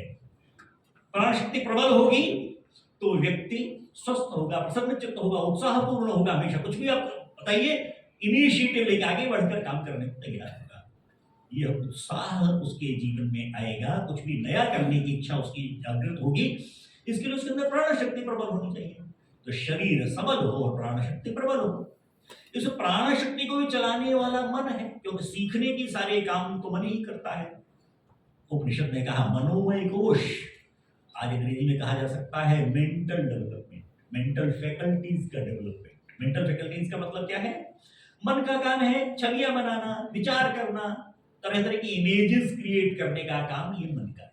मन सोचता है, मन विचार करता है, मन कल्पनाएं करता है। यह कल्पनाएं कैसी हैं? ये सोचता कैसे है?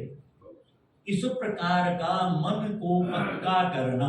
मन की शिक्षा का अर्थ है मन को एकाग्र करना, कंसंट्रेट करना। यदि मन एकाग्र नहीं होगा तो कुछ नहीं सीख सकते।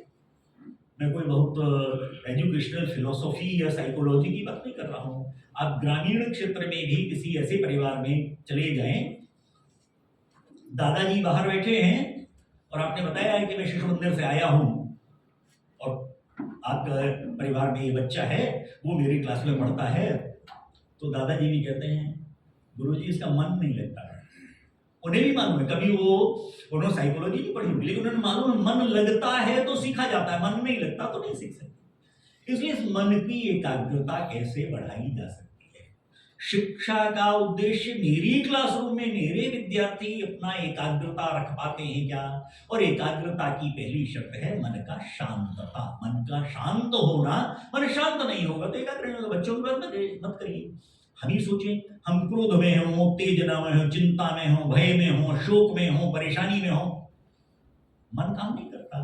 मन एकाग्र होगा तो कुछ सीखा जा सकता है। और ऐसी स्थिति में मन की शिक्षा अर्थात मन को मजबूत करने की शिक्षा, मन को एकाग्र करने की शिक्षा, मन को शांत करना सिखाने की शिक्षा, ये मन की शिक्षा, ये बड़े होकर नहीं सिखाई जा सकती। क्लासरूम में ये शिक्षा नीति कैसे पहुंचे? तो मेरे विद्यार्थियों के शरीर कैसे सबल हो सकते हैं, मेरे विद्यार्थियों की प्राण शक्ति कैसे प्रबल हो सकती है, मेरे विद्यार्थियों का मन शांत और एकाग्र कैसे हो सकते हैं। मन सीखने में सबसे ज्यादा मदद करता है। बिना मन की एकाग्रता के कुछ भी सीखना संभव नहीं है। परंतु कठिनाई है कि मन तो स्वयं स्थिर नहीं है, वो स्वयं टिकता नहीं एक जगह पर। यहाँ पर बातचीत कुछ भी चल रही हो, लेकिन इतने बीच में हम अनेक लोग शाम को क्या बनना है, घर में क्या भाजी बनाना, ये बता कर आ गए होंगे। कुछ काम होगा तो बता दिया होगा, घर में कोई स्वस्थ होगा तो उसका हालचाल पूछ लिया होगा इतनी देर में, है ना। ये बैठे बैठे होता है, मन घूमता रहता है, बहुत तेजी से दूर दूर जगह चला जाता है। मन को एकाग्र करने के लिए मन को कैसा करना, इसकी पद्धति क्या है? श्रीमद् भगवद गीता में और कठोपनिषद जहाँ पर नचिकेता की कथा आती है, तो वहां पर यमराज, वास्तव में वहां पर यमाचार्य हैं, यमाचार्य और नचिकेता के बीच के संवाद में भी लगभग वही उदाहरण, और श्रीमद् भगवद गीता में भी वही उदाहरण है। कहते हैं कि हमारा शरीर एक रथ के समान है। इस रथ में 10 घोड़े जुटे हुए हैं। ये 10 घोड़े क्या हैं? तो 5 हमारी कर्मेंद्रियां हैं, 5 हमारी ज्ञानेंद्रियां हैं। अश्व का, घोड़े का स्वभाव है दौड़ना, लेकिन बहुत दिशा का ज्ञान नहीं होता। जिस ओर उसका मुंह होगा उधर दौड़ने लगेगा। तो कल्पना कीजिए ऐसा रथ है जिसके 10 घोड़े 10 दिशाओं में दौड़ने लगे, तो रथ कहाँ जाएगा? क्या होगा रथ का हाल? इसलिए उन घोड़ों को नियंत्रण में रखने के लिए वल्गा संस्कृत में शब्द है, एक लगाम की जरूरत है जिससे घोड़ों को कंट्रोल में रखा जा सके। ये लगाम मन है, परंतु समस्या यह है कि ये लगाम ही खुद स्थिर नहीं है। लगाम निर्जीव है, वो स्वयं कुछ नहीं कर सकती। लगाम माध्यम है, चलाता तो नियंत्रण तो करता वह व्यक्ति है जिसने लगाम को अपने हाथ में पकड़ा हुआ होता है। जो घोड़ा दाएं बाएं जाने लगा, ये लगाम पकड़े वाला व्यक्ति जिसको सारथी कहा जाता है, वो उस घोड़े की लगाम को खींचकर टाइट करके उस घोड़े की दिशा ठीक कर देता है। यह लगाम, यह बुद्धि, बुद्धि का काम है मन के ऊपर, यानी लगाम के माध्यम से अपनी कर्मेंद्रियों ज्ञानेंद्रियों का नियंत्रण करना। मन की शिक्षा यानी क्या? मन को शांत या एकाग्र करना, अर्थात उसका तरीका क्या?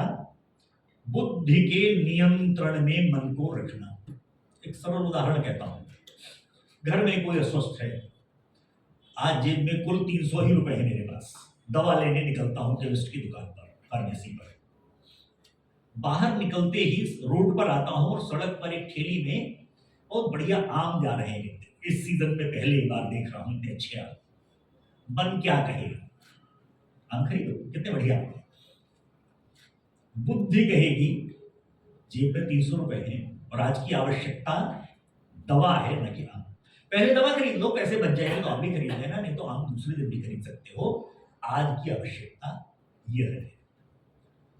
अब मन यदि बुद्धि के नियंत्रण में होगा तो हम दवा की दुकान तक जाएंगे, दवा खरीद के घर में आएंगे।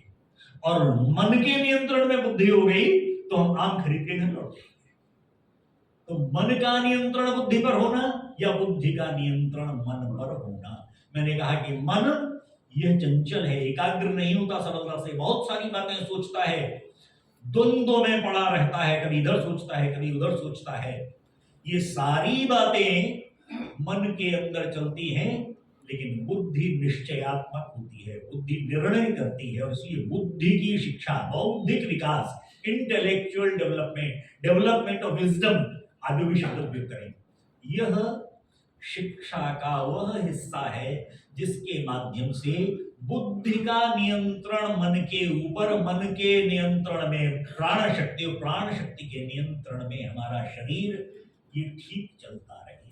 तो अन्नमय, प्राणमय, मनोमय और विज्ञानमय कोशण, ये जो बौद्धिक विकास, इंटेलेक्चुअल डेवलपमेंट है, ये चारों प्रकार के विकास के माध्यम से अगली पीढ़ी तैयार हो रही है।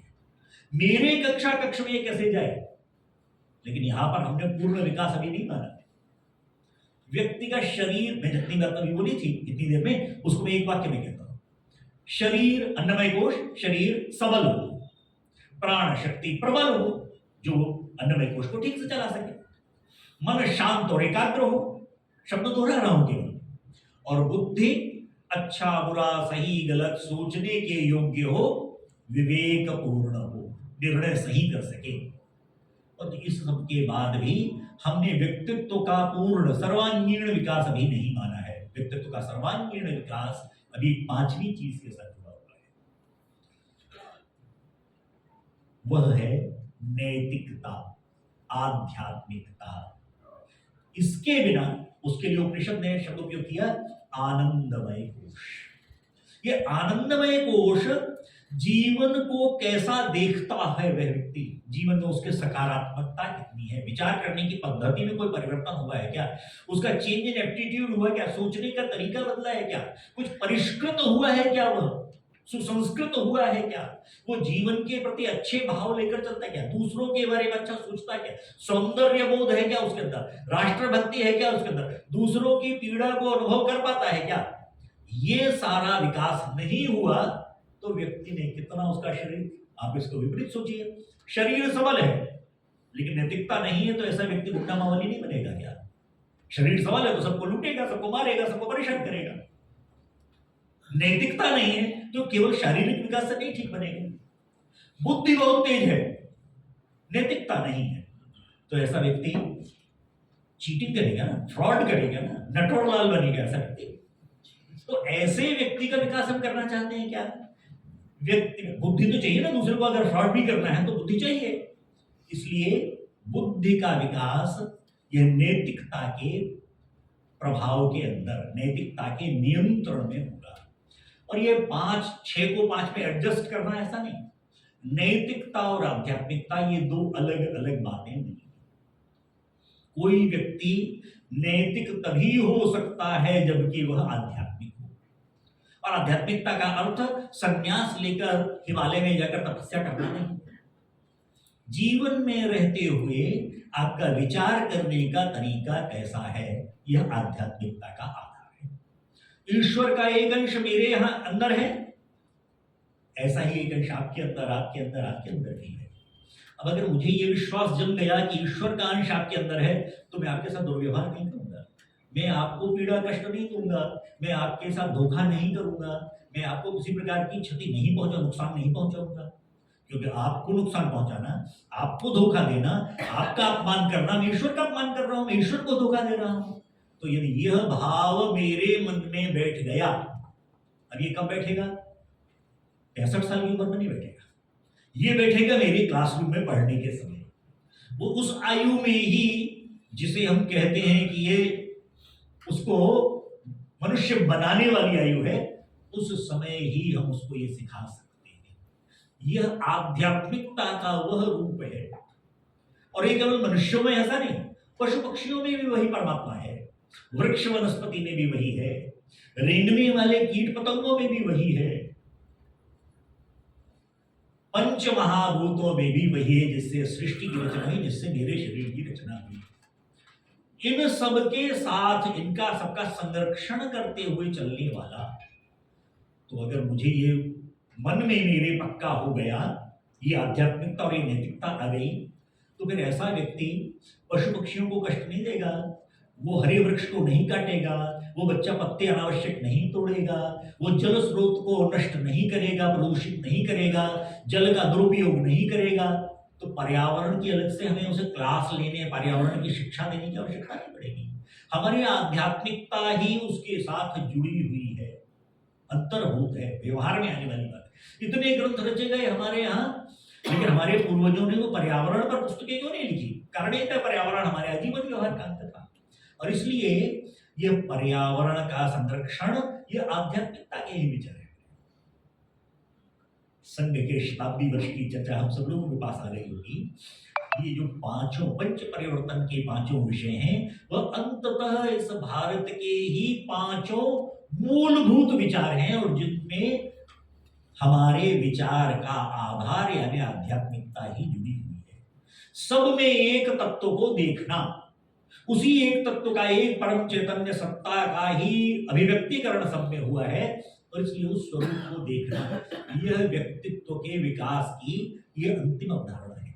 तो ये जो शरीर का विकास है, ये केवल नहीं शरीर विकसित हो, लेकिन शरीर, मन, बुद्धि, उस मन के और शरीर के बीच में प्राण शक्ति की प्रबलता, और अंततः नैतिकता और आध्यात्मिकता का विकास, यह व्यक्तित्व के सर्वांगीण विकास की संकल्पना को, जो भारत के ऋषि मनीषी कभी से कहा करते थे उपनिषदों के काल से, उसी बात को आज राष्ट्रीय शिक्षा नीति भी कह रही है। यह भी कैसे आया हमारे यहाँ, ये विचार करने वाला।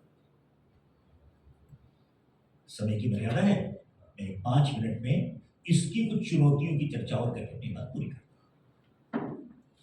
राष्ट्रीय शिक्षा नीति को विद्यालयों में क्रियान्वयन करना। आपने बहुत सारी चीजें इस बीच में 5 वर्ष होने वाले हैं, बहुत सारी चीजें सुन ली। आदरणीय गुरु भाई ने भी अपने उसमें कहा कौशल विकास की चर्चा है। कक्षा 6, 7, 8 में बच्चों को कुछ स्किल डेवलपमेंट सिखाया जाएगा।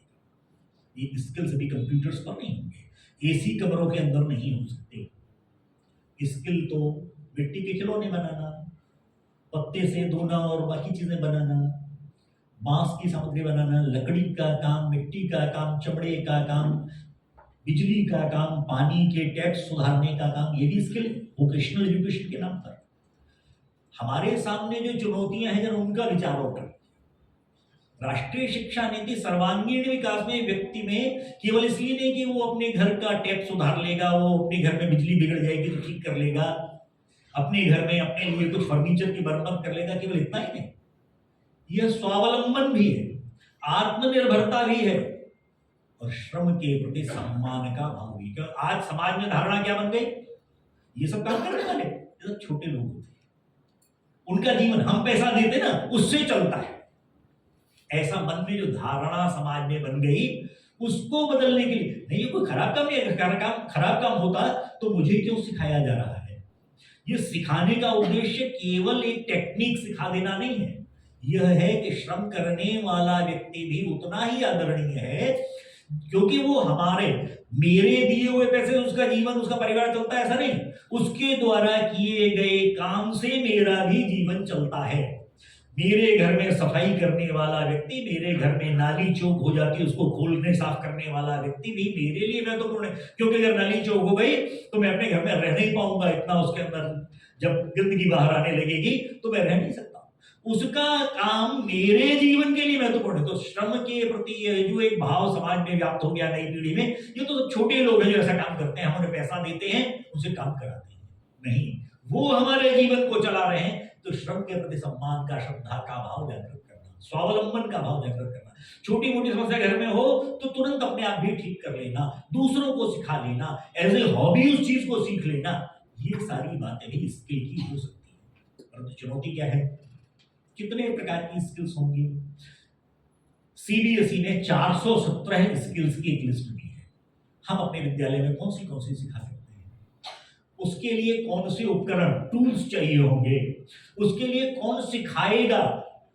आप इलेक्ट्रीशियन का काम मान लीजिए सिखाना चाहते हैं तो किसी इलेक्ट्रीशियन या इलेक्ट्रिकल इंजीनियर से लेक्चर कराने से तो नहीं समझ में आएगा ना, सिखाया तो तभी जाएगा जबकि वो वास्तव में उसका आप स्क्रू ड्राइवर हाथ में देंगे, वो खोलेगा तो क्या करेंगे, स्कूल के सारे बोर्ड्स खोल डालो, सारे फैन खोल डालो, नहीं हो सकता। फिर हमको कोई एक ऐसे स्थान, एक व्यक्ति चाहिए जो सिखाए, वो स्थान चाहिए जहां वो अपने हाथ से उसको करके सीख सके। फिर यहाँ पर हमारे लिए चुनौती खड़ी होती है, ऐसे लोग हमको कहाँ मिलेंगे, ऐसे स्थान, ऐसी वर्कशॉप्स कहाँ मिलेंगी जहां पर जाकर वो सीख सकते हैं, ये एक चुनौती है। लेकिन उससे बड़ी एक चुनौती, वो तो चलिए आपने खुद भी लिया, हमारे हमारे पूर्व छात्रों में से कोई हो सकते हैं जो इस प्रकार का व्यवसाय करते हो, हमारे पालकों में से, वालियों में से कोई हो सकते हैं जो इस प्रकार का काम करते हो, आप उनका सहयोग लेकर ये काम करा सकते हैं। लेकिन आपके पालक, आपने बच्चे को मिट्टी के खिलौने या मिट्टी के बर्तन बनाना सिखाना शुरू किया, अगले दिन वाली आकर क्या कहेंगे, हम इसलिए आपके स्कूल में भेजते हैं इतनी फीस लेकर, क्या आप उसके कपड़े खराब कराएं, गंदे करता है कपड़े, हाथ पैर में गंदे करके आता है।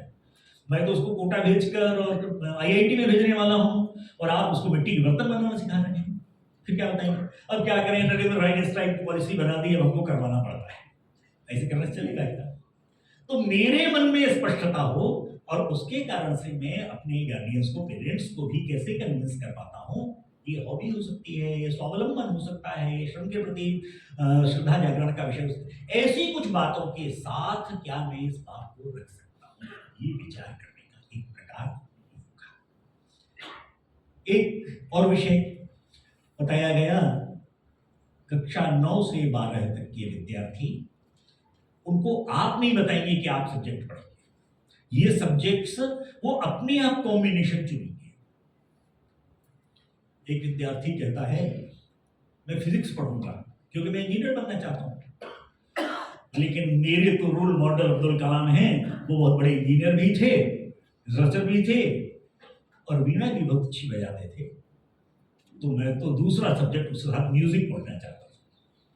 अब सवाल हमारे लिए दो होंगे, स्कूल मैनेजमेंट के लिए, हमारे टीचर्स के लिए, कितने विषय हम एक साथ सिखा सकते हैं बच्चे।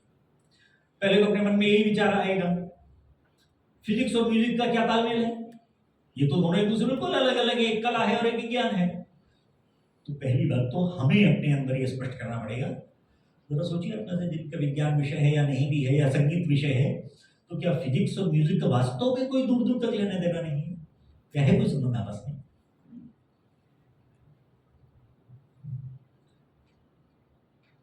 गायन हो और चाहे वाद्य यंत्र का वादन हो, दोनों में मूल आधार तो ध्वनि ही है ना। और फिजिक्स में आप ध्वनि पर पूरा, साउंड पर पूरा चैप्टर नहीं सिखाते क्या? ध्वनि फिजिक्स का भी विषय है, ध्वनि इसका भी विषय है।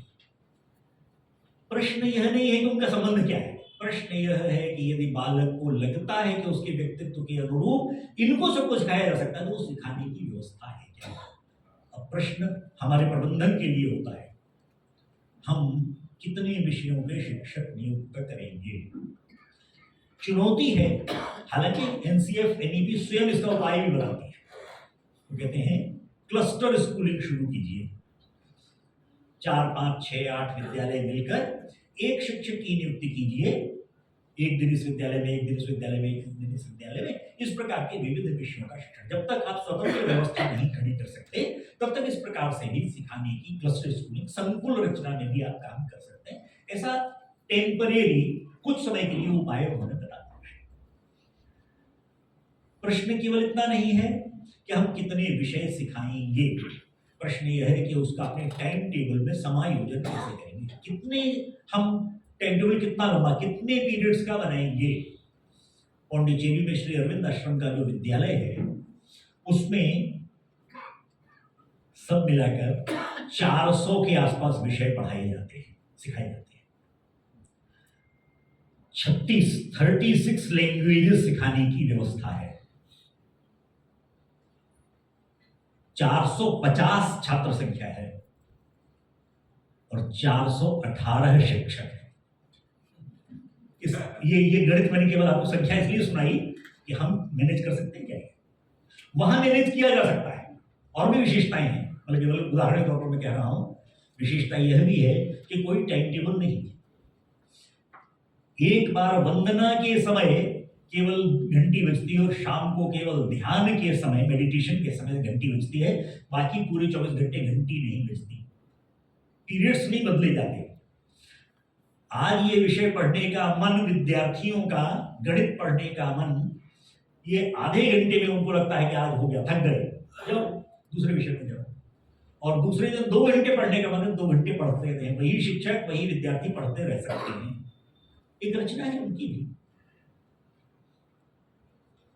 हो सकता है एक ही समय में एक विद्यार्थी मैथ्स की 9th क्लास, अंग्रेजी की 7th क्लास, फ्रेंच की 6th क्लास, संस्कृत की 11वीं क्लास और फिजिक्स की 8वीं क्लास में पढ़ रहा हो, क्योंकि क्लासरूम नहीं है। समुद्र के किनारे आश्रम के किसी भी पेड़ के नीचे बैठकर पढ़ा जा सकता है। शिक्षक और विद्यार्थी जब चाहें, क्लास इतने बजे से इतने बजे तक चलेगी ऐसा भी नहीं है। आज शाम को पढ़ेंगे तो शाम को पढ़ेंगे, सुबह पढ़ेंगे तो सुबह पढ़ेंगे। 418 शिक्षक हैं। 3 विषय ऐसे हैं जिनको जानने, जिनको सीखने की इच्छुक केवल एक विद्यार्थी है, तो भी उनको सिखाने के लिए एक शिक्षक है। आप कहेंगे बड़ी आदर्श व्यवस्था है, लेकिन हम चला सकते हैं क्या? आदर्श व्यवस्था इसलिए है कि 418 में से सभी शिक्षक वहां के जीवनवर्ती कार्यकर्ता हैं, मानधन नहीं लेते। अब 418 नहीं, 2000 रख लीजिए ऐसा तो, लेकिन हमारे लिए नहीं संभव है। हम इस व्यावहारिक जगत में कैसे इसको ठीक कर सकते हैं? तो कितने विषय हम चुनकर, कितनी कलाएं, कितनी भाषाएं, कितने विज्ञान के विषय, कितने मानविकी के विषय हम ले सकते हैं, उनकी कॉम्बिनेशंस के लिए अपने को विचार करना पड़ेगा। लागू होना, बीच में कोरोना के काल में 2020 के बाद वो सारा समय चला और उसके कारण बहुत तेजी नहीं आई, इसलिए सरकार ने भी पहली समीक्षा के लिए 2030 का समय दे दिया। प्रश्न यह है कि उस समय की समीक्षा में हम कहां तक पहुंचे।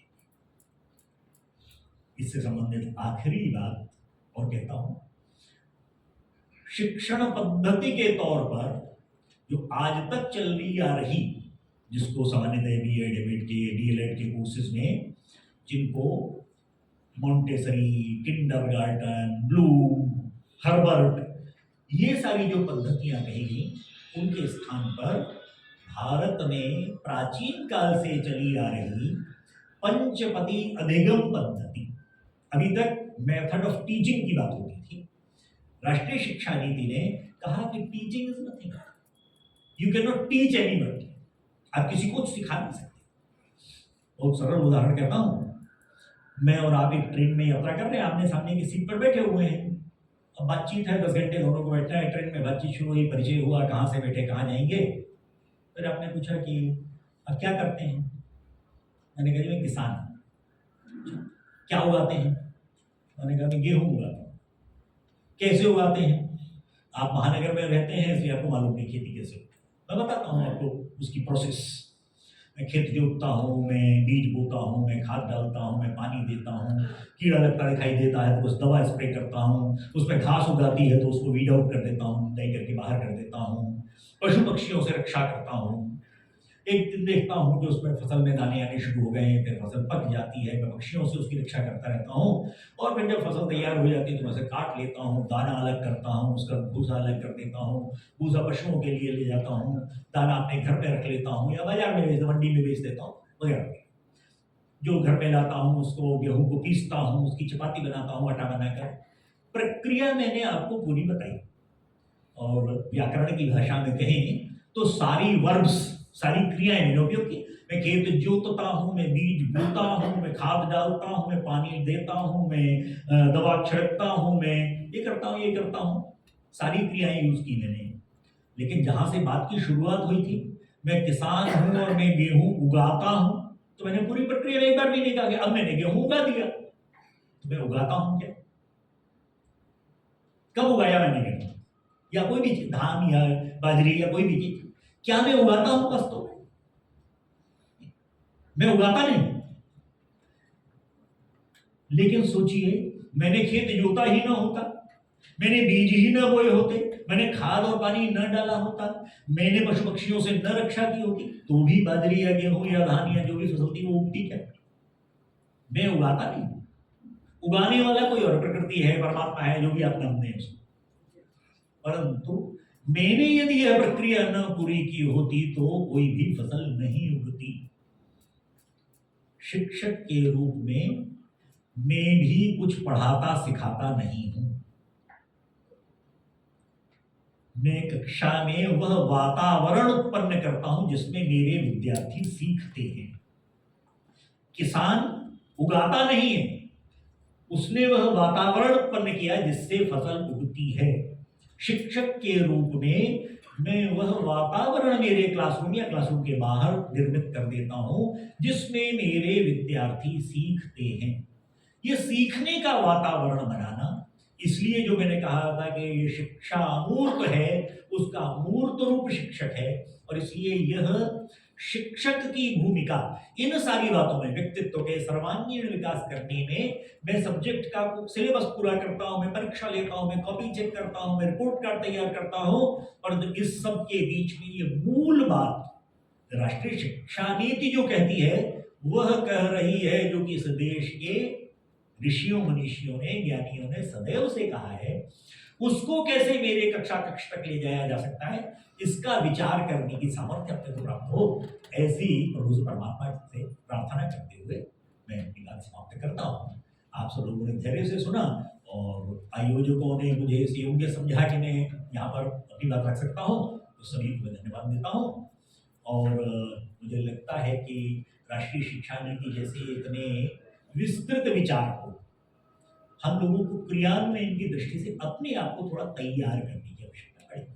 सरकार का काम तो मैंने कहा 29 जुलाई 2020 को पूरा हो गया पत्रकार वार्ता करने के बाद। अब सारी भूमिका हमारी है, इसलिए इसको लेकर हम क्या कर सकते हैं। मैंने बहुत लंबी लिस्ट नहीं करी, चुनौतियों में भी मैंने 2-3 पर अपनी बात समाप्त की, समय की सीमा के कारण। लेकिन वो चुनौतियों की बहुत लंबी चर्चा करने से भी कुछ नहीं होने वाला। तो इसलिए चुनौतियां हैं तो उन चुनौतियों का समाधान हम कैसे खोजेंगे, इस पर विचार करने की आवश्यकता है। मुझे लगता है कि हम सब लोग इस दृष्टि से एक बार विचार करें तो हमारे पास बहुत सारे नए विचार, नए आइडियाज आएंगे, उसमें से हम अपना काम अच्छा खड़ा कर सकेंगे। इतनी विनम्र प्रार्थना करते हुए